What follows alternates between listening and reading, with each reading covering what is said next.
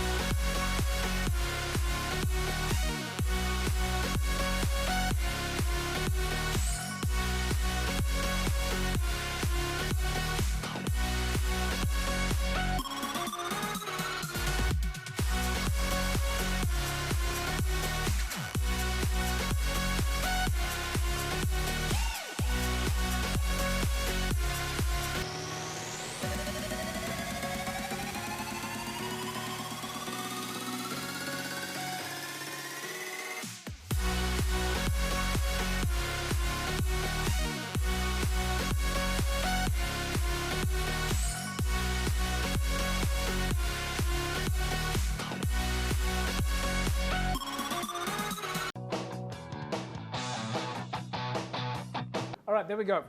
Final result then going in favour of Franschhoek.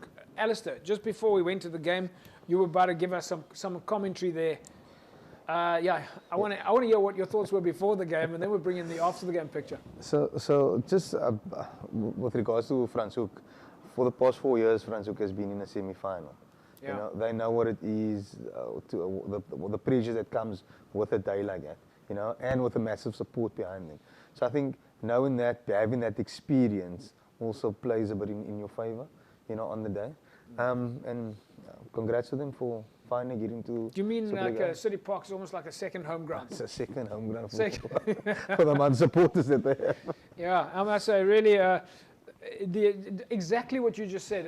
And Jerome, this was for me because I was there on the side of the park. I mean, I feel for Morgan Newman and his team. They've done an amazing job on Kraaifontein, especially for him taking over this year from as a coach and already doing so well in the first season. But just looking at that, the fans after the game, they all came to me, and that's exactly what they were saying, is they know that we've been following them. They know we've been talking about Franschhoek. It was the pride of the fans. We've got a couple of pictures. The flags were flying, and there were fans from everywhere at Franschhoek around the side of the park. I mean, what an amazing success story. Yeah, and also if you look at the fans, how they dress up, all in their colors, like their blue and their red. It's the same with All Saints, with their black clothes there, the people. So that's so great, and I mean, it's good. And I mean, it's the same with Kraaifontein. I mean, they had a lot of fans there, all the people there. But it's so good on the day, like at both teams, like it could have gone either way. But just for rugby's sake, and yeah, again, well done to Franschhoek. Right, folks.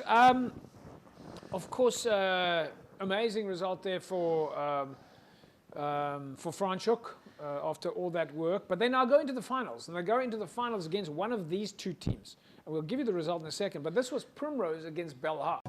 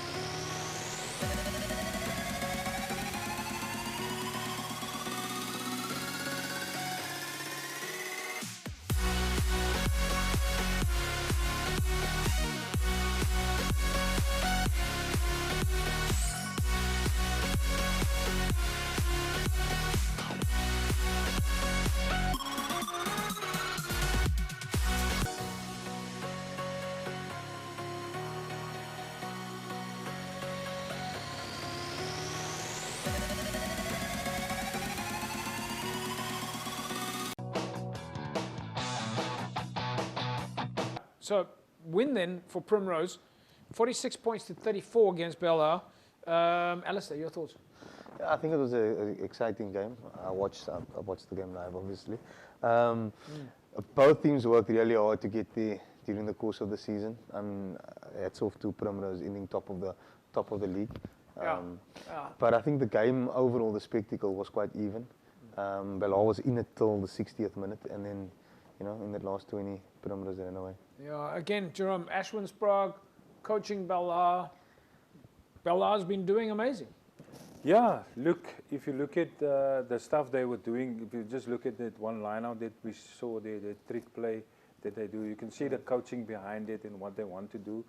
And I think if Rassi see that, he will also take that because he like funny play. So I think he can take that one. But overall, I think they've done well. And I mean, we've been watching this whole year, so they had a great season. But unfortunately, it's the same with Primrose, like what they were doing the whole season. So two quality sides on the day. Yeah.